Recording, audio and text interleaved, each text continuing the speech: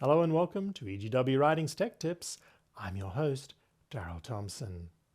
We're going to take a look today at the EGW Writings 2 app on the iPhone, and we're going to learn all about the EGW Cloud. Now, EGW Cloud, you ask? Yes. The EGW Cloud that we have created for you enables you to work very similar to the iCloud, but enables you to be able to sync to multiple devices and multiple platforms. So you may have, say, a PC and an iPhone, no problems. You can sync the content between our iPhone app and our EGW Writings app on the Windows computer. Maybe you have an iPad and an iPhone. You can sync the content between what you're doing on one and the other.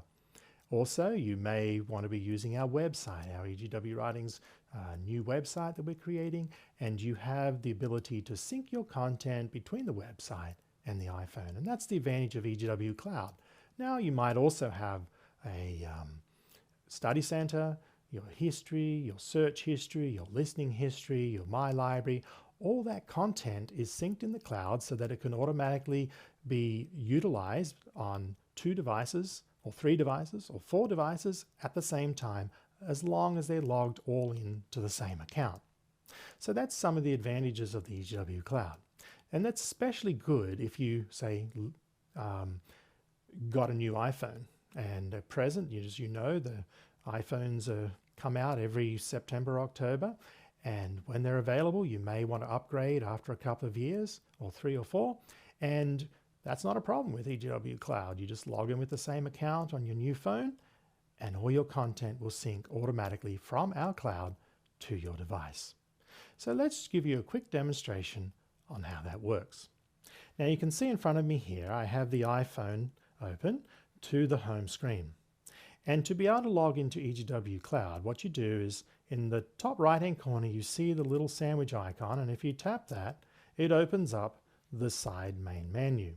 And you can see at the top there my name, Darryl Thompson. Now, I'm already logged into the cloud account. If I want to sign out, I just tap sign out. So now we're going to sign in to EGW Cloud. You tap on sign into your account, you tap sign in, you put in your email address, and once you've put in your password, then you click on by logging in, you agree to our end user license agreement. If you do not tap that and put a check mark there, you cannot actually log in. And then you click on the little login button, and then it will open up, and you notice that it brings up your name, Darryl Thompson, there. And you can see all of my data now synced from the cloud back to my device. You know, like if I go into Study Center here, all my contents come back and sync from the cloud back to my device.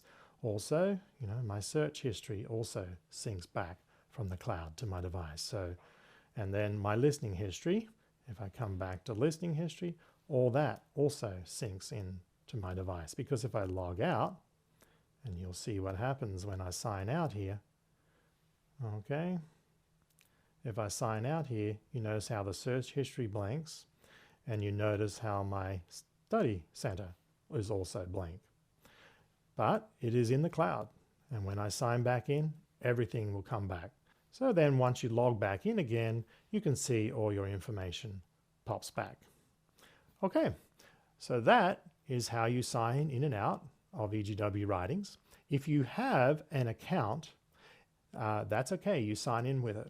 If you do not have an account, then you need to register your account. And you can do that. Let's take a quick look where you register your account.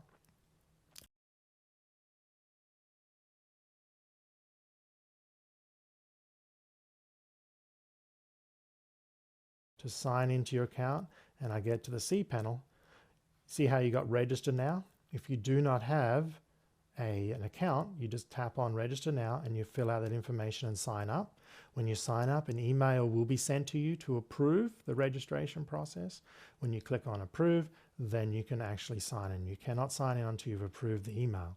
Now, if you've forgotten the email, that's no problem, or your password, you can click on here and you click on forgot your password, and you need to put in your your email address that you used. If you've forgotten your email address, then you may have to create a new account or try to guess what the email address is and then ask for the password to reset.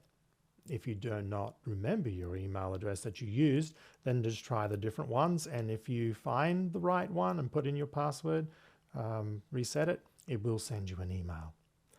Okay, and then when you're ready, you're good to go. Now on this screen, you also have the sign up there as well.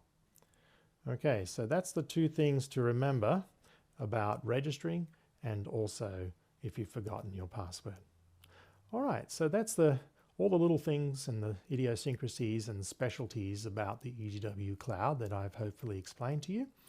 I hope that is useful in the process of utilizing our EGW Cloud to back up your data and also to be able to sync between multiple devices. Thanks for joining us. Have a nice day.